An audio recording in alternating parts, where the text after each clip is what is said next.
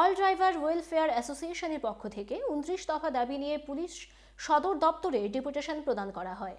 এদিন তারা পশ্চিম জেলার পুলিশ সুপারের সাথে দেখা করে সম্প্রতি সংসদে পাশ হওয়া আইন বদলের দাবি জানান। চালকদের কথা অনুযায়ী সেই আইন কার্যকর হলে দুর্ঘটনার পর চালক পালিয়ে গেলে তার 10 বছরের জেল এবং 5 লাখের জরিমানা হবে। সেই আইন বাতিলের দাবি করেছেন দূরপাল্লার গাড়ি চালকরা। আমাদের জন্য যে গৃহমন্ত্রী অমিত শাহজি আমাদের ড্রাইভারদের জন্য যে আইনটা করেছে, যে 10 বছরের জেল ও 5 লক্ষ টাকা জরিমানা।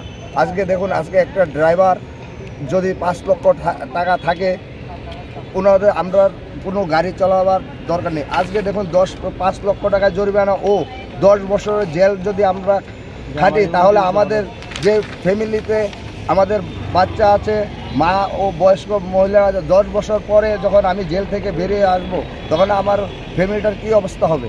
গৃহমন্ত্রী অমিত শাহজি যে আমাদের জন্য আইনটা করেছে, সেই আইনটা আমরা মানছি না। তাই আজকে আমরা যে আমাদের আগরতলা সদরে এসপি অফিস আছে, ওনাদের কাছে আমাদের ডেপুটেশন জমা দিতে এসেছি।